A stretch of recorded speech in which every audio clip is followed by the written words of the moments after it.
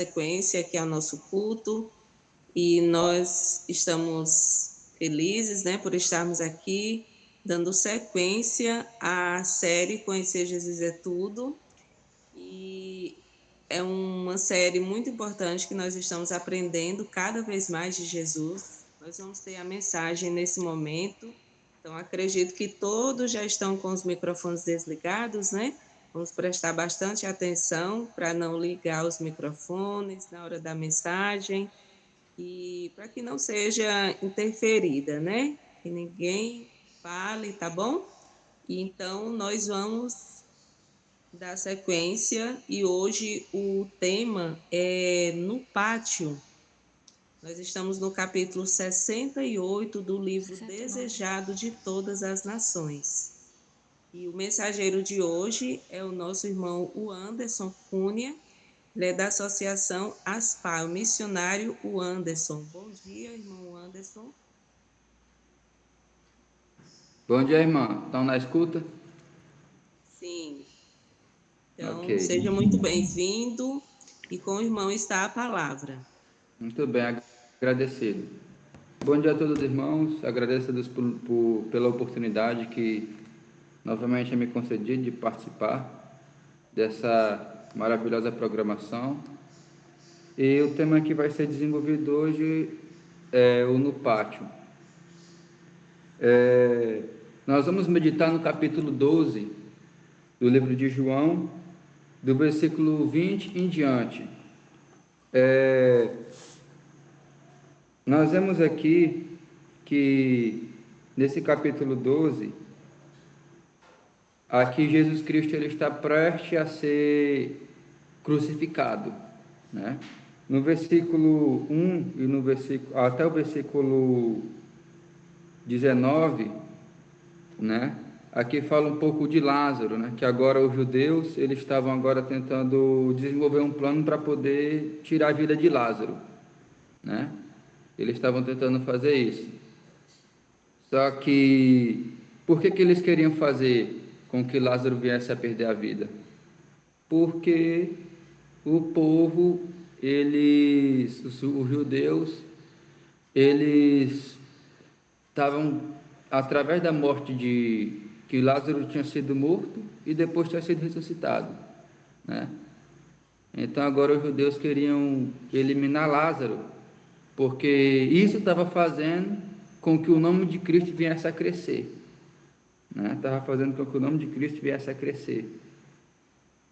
E nós vemos aqui que na história os fariseus eles tinham uma inveja muito grande de Jesus. E agora no versículo 20 em diante, aqui fala de algumas pessoas que tiveram um encontro com Jesus, do versículo 20 ao 21. Ora, entre os que subiram para adorar durante a festa, que festa era essa? A festa da Páscoa, né? Entre os que subiram para adorar durante a festa, havia alguns gregos, e estes, pois, se dirigiram a Filipe, que era de Betsaida, na Galileia, e lhe rogaram: Senhor, queremos ver Jesus. Né? Então, esses gregos, eles estavam à procura de Jesus Cristo, porque nesse tempo, nesse período de tempo, a obra de Jesus, né, ela estava sendo tipo uma obra como que se os fariseus estivessem vencendo, né, como se os fariseus estivessem vencendo. A obra de Cristo estava sendo uma obra, como podemos dizer, derrotada, né? Só que os fariseus não sabiam que Jesus Cristo ele ia sair vitorioso, né? E que ele ia vencer qualquer tipo de contenda, né? Diz aqui o versículo 23: Respondeu-lhe Jesus: É chegada a hora de ser glorificado e o Filho do Homem. Em verdade vos digo, se o grão de trigo caindo na terra não morrer, fica ele só, mas se morrer, produz muitos frutos. Nesse momento aqui, Jesus Cristo ele foi glorificado. O povo, aquela multidão que se encontrava ali, eles ouviram a voz de Deus falando com Cristo. E naquele momento, muitas pessoas que estavam naquele período de tempo ali, eles passaram a crer em Cristo, porque eles ouviram a voz de Deus.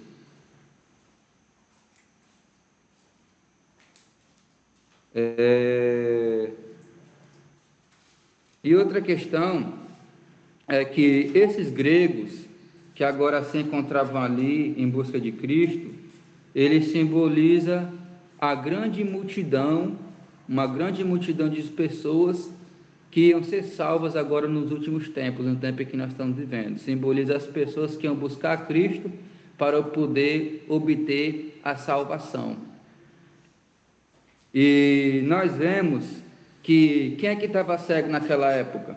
Quem é que estava cego? Eram os próprios judeus, os próprios fariseus, os próprios doutores da lei. Porque eles tinham conhecimento de Cristo, sim ou não? Sim, né? Eles tinham conhecimento de Jesus. Só que eles não queriam aceitar que ele era o Messias, né? Quando foi anunciado o nascimento de Jesus, que os magos foram lá para poder entregar o ouro, o incenso e a mirra, quando os magos chegaram em Jerusalém, eles pensavam que ia ter uma festa, certo? Que ia ter uma celebração. E quando foi lá em Herodes, o Herodes perguntou lá para os escribas sobre essa questão, porque ele não estava sabendo dessa situação. Certo? Então, só quem estava sabendo do nascimento de Jesus, do Messias, eram quem? Os magos. Certo? Eram os magos. O povo da nação estava por fora, mas estava escrito, sim ou não? Estava escrito. Só que o que aconteceu com o pessoal lá, os escribas, os doutores da lei, eles não deram importância para essa questão, não deram importância para isso. E devido a essa questão, o Messias veio da forma que eles não esperavam, e eles rejeitaram o Filho de Deus. O que quer dizer essa parábola, agora que foi falada de Jesus Cristo, sobre o trigo?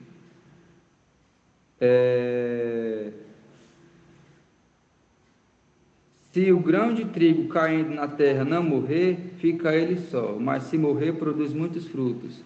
Quando a pessoa pega vamos colocar uma semente. Quando a gente plantou uma semente, ela morre e dá a vida, e dá vários frutos, e a pessoa vai lá e come os frutos daquela árvore, certo? Assim também é o trigo. Planta a semente do trigo, né, na terra, o trigo cresce e dá muitos frutos. Então, com a morte de Jesus, muitas pessoas se converteram, ou seja, nós que estamos aqui hoje, estamos tendo a oportunidade de salvação, de ser salvo, com a morte dele. E como foi falado, aqueles gregos lá, do começo aqui do texto, de Mateus 12, 20, significa o povo que ia ser salvo no período de tempo que nós estamos vivendo agora, certo? E dessa forma, Jesus Cristo foi glorificado.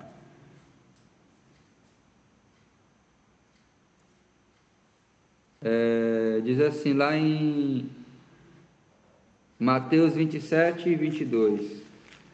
Vamos sair um pouco aqui do livro de João. Mateus. Tem um texto aqui que eu quero ler.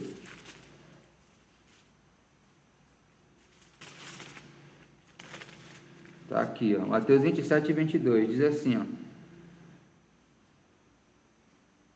Está aqui. Replicou-lhes Pilatos. Responderam eles, Barrabás. Replicou-lhes Pilatos, que farei então de Jesus chamado Cristo? Seja crucificado. Responderam todos.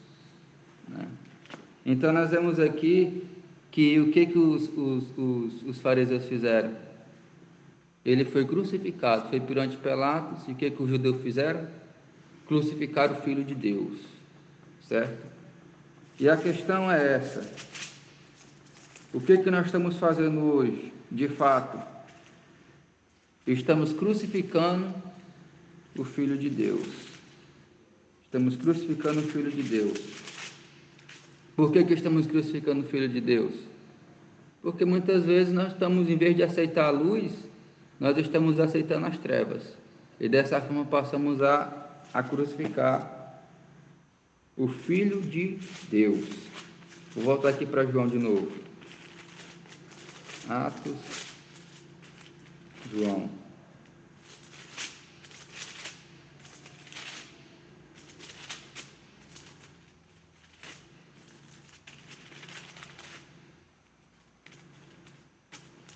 Vamos continuar na nossa leitura. Diz assim, ó. Quem ama a sua vida, perdê-la-á, mas aquele que odeia a sua vida neste mundo, preservá-la-á para a vida eterna. Então, isso é o que ele falou para os gregos. Então, o que nós temos que fazer? Perder a nossa vida. Qual o sentido dessa palavra? Aquela vida que a gente vivia, uma vida para o mundo, uma vida de pecado, uma vida uma vida que tira o respeito, ela tem que ser o quê? Ela tem que ser crucificada, ela tem que ser deixada, né? Ela tem que voltar para a terra e ser enterrada, ou seja, ela tem que ser morta e dessa forma nascer uma nova vida.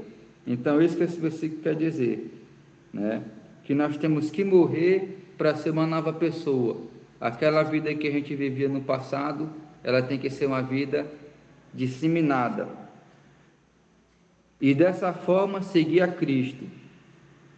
Se alguém me serve, siga-me, e onde eu estou, ali estarei também o meu servo. E se alguém me servir, o Pai o honrará. O Pai o honrará. Agora está angustiada a minha alma. E que direi eu, Pai? Salva-me desta hora. Mais precisamente com esse propósito vim para esta hora. Pai, glorifica o teu nome. Então veio uma voz do céu: eu já glorifiquei, ainda e glorificarei. A multidão, pois que ali estava, tendo ouvido a voz, dizia ter ouvido um trovão. Outro dizia: foi o anjo que lhe falou. Então explicou Jesus: não foi por mim que veio esta voz, e sim por vossa causa. Então, por que veio aquela voz? Para que o povo pudesse crer em Cristo. Foi por isso que veio aquela voz do céu, para que o povo agora pudesse crer que existia um Cristo. E o interessante da história é que mais na frente, muitos dos fariseus ainda pedem um sinal. Pediram um sinal para Jesus. Se tu és o Filho de Deus, Senhor, agora mostra um sinal para que possamos crer em ti. Será que o povo estava cego? Será que eles não viram tanto de sinal que Jesus Cristo fez?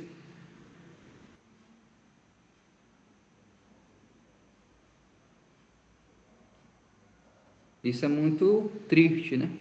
Isso é muito triste. E muitas vezes hoje nós estamos pedindo um sinal. Diz assim, ó: Cristo apresentou o seu futuro, ilustrando com coisas da natureza para que os discípulos compreendessem.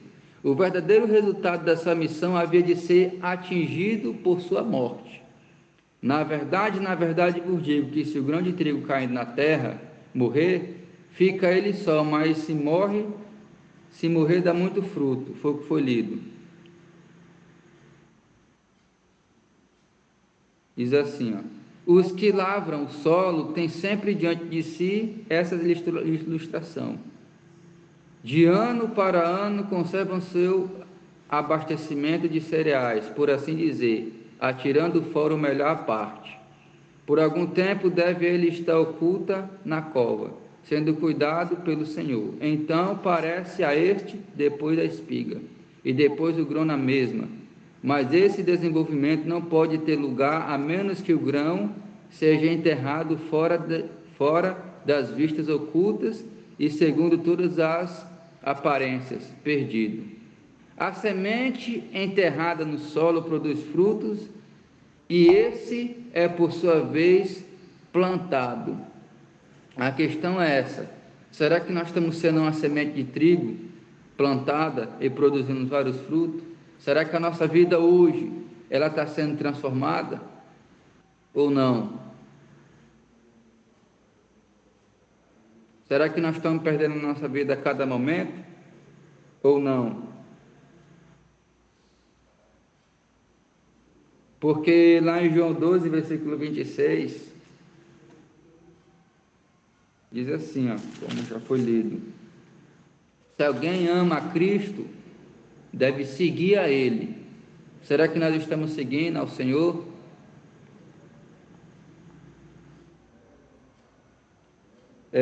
Tem um versículo aqui que me chama muita atenção, que é o versículo 48. Até a irmã pediu para poder colocar ele lá para poder fazer a leitura dele no começo, só que eu não mandei para ela.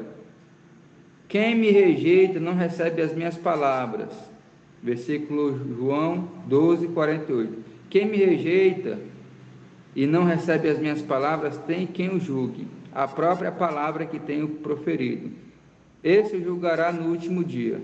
Por isso, esse julgará no último dia, versículo 49. Porque eu não tenho falado por mim mesmo, mas o Pai, que me enviou, esse me tem prescrito o que dizer e que anunciar. Versículo 50. Eu sei que o seu mandamento é a vida eterna. As coisas, pois, que eu falo como o Pai me tem dito, assim falo.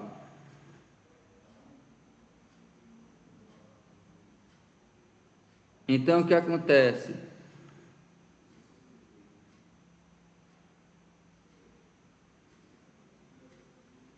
Muita gente ali estava aglomerada naquela multidão.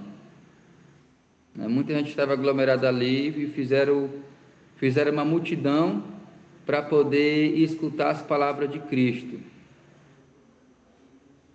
Aí diz aqui nesse texto: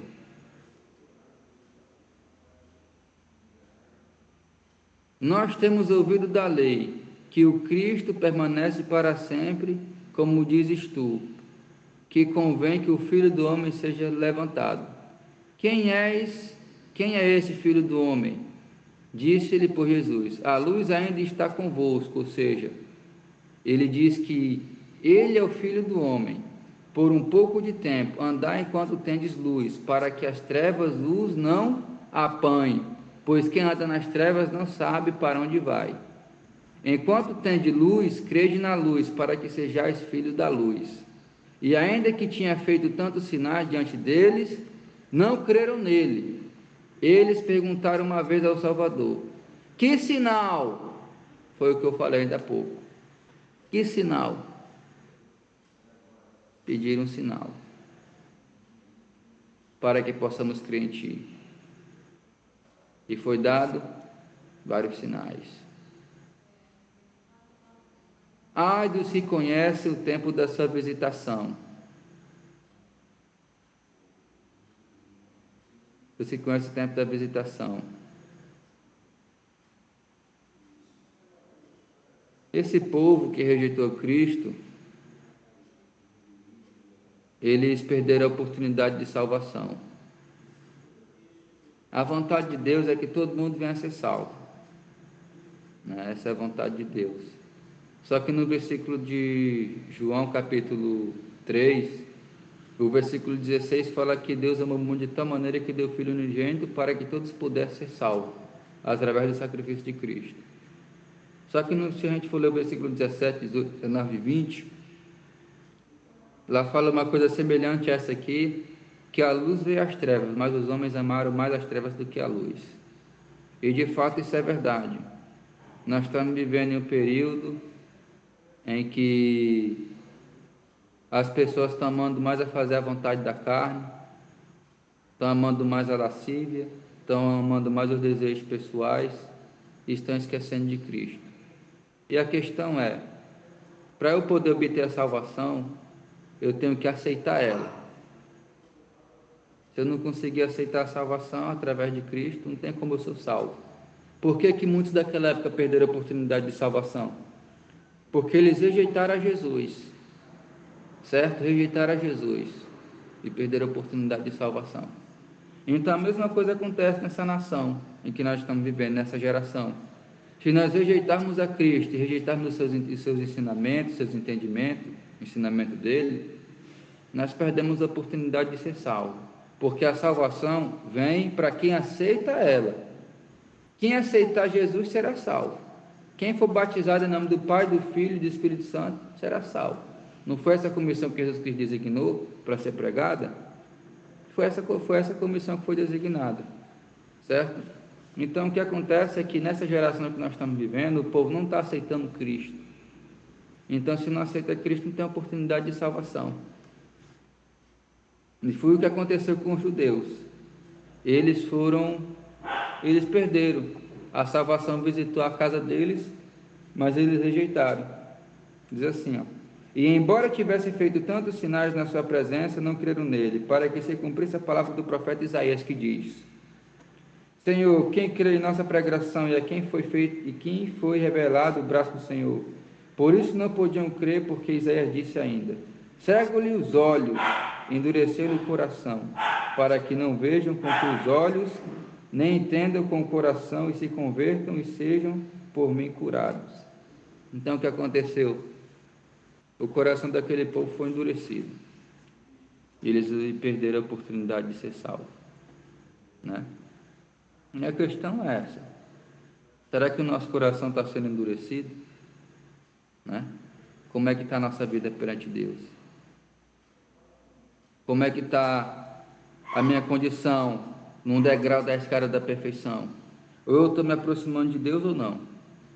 E como é que a gente sabe se nós estamos se aproximando de Deus?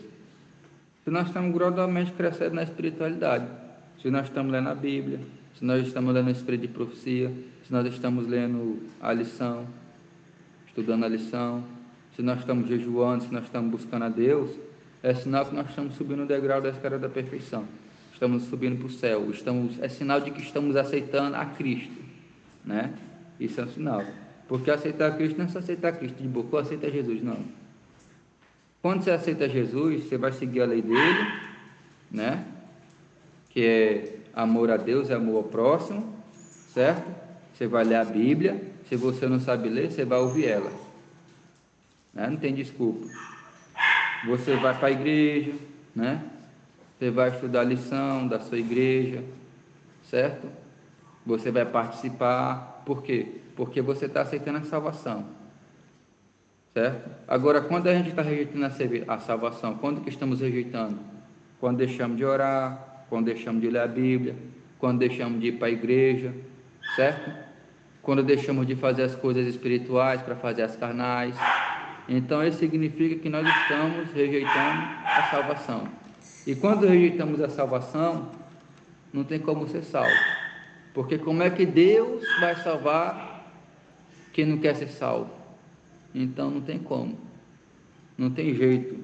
E foi o que aconteceu com os fariseus, né? Jesus Cristo mostrou que o seu mandamento é vida eterna. Mas o que aconteceu com o povo? Rejeitou o chamado. Então, o que está acontecendo nessa geração? Certo? Será que nós vamos nos encaixar no grupo dos gregos, né? Do capítulo 12, versículo 21, dos gregos que foram procurar Jesus? Ou nós vamos nos encaixar no grupo dos fariseus que rejeitaram a Cristo? Eu prefiro me encaixar no grupo aqui dos gregos, que representa a classe de pessoa que vai ser salva, que vai buscar Cristo, né? Nós estamos vivendo em um mundo, meu povo, que está cheio de dificuldade, cheio de problema, né? Mas não é por causa disso que eu vou deixar de alcançar o céu, que eu vou deixar de buscar a Deus. Então nós temos que analisar a nossa vida e ver como é que está a situação, viu? Porque a porta da graça está aberta, a oportunidade de salvação está aberta, assim como estava aberta para aquele povo lá no passado, está aberta hoje. E hoje em dia todo mundo tem o conhecimento de Cristo, tudo tem na internet, tem Bíblia, tem tudo, só que hoje a gente não está aceitando a Cristo, certo? Então o apelo é o seguinte: vamos buscar mais a Deus, vamos orar, vamos se consagrar. E teve uma programação de família, né? Essa semana lá em São Domingo, eu estava lá, a irmã Alexandra estava lá, teve algum dos irmãos lá também. E lá foi falado que o que está prejudicando a espiritualidade do povo é esse aqui que está me filmando aqui, ó, o telefone. Ele está acabando com tudo, entendeu? Está tirando o tempo do marido com a esposa, da esposa com o marido, certo? E o pior de tudo, está tirando o nosso tempo para com Deus. O pastor Edmar disse lá que o telefone dele só é usado para resolver questão de negócio, certo? E aí, o nosso telefone é usado para quê muitas vezes? Para poder fechar a porta da graça para nós. Ele é usado para isso, entendeu? Para poder fechar a porta da graça, porque em vez de nós estar buscando a Cristo, nós estamos rejeitando a Ele, fazendo coisa que não deve, vendo que não deve, ouvindo que não deve, né? Então que Deus possa nos abençoar nessa manhã, que o Senhor possa guiar nossos passos a cada instante, e que nós não venhamos a ser como os fariseus, que rejeitaram o Filho de Deus, embora tanto conhecimento que eles tinham, mas rejeitaram o Filho de Deus. Então que nós possamos fazer diferente, possamos aceitar Cristo, não só de boca, mas de fé e também de obra. Então que Deus nos abençoe nessa manhã, que o Senhor possa tocar em nossos corações, e que a nossa vida venha a ser transformada, porque sabemos que os dias se aproximam, sabemos que a porta da esperança, da graça, ela vai se fechar a qualquer momento. Então que o Senhor nos abençoe e nos ajude, para que nós possamos rejeitar as trevas e possamos hoje aceitar a luz. Agradeço a oportunidade, em nome de Jesus. Amém.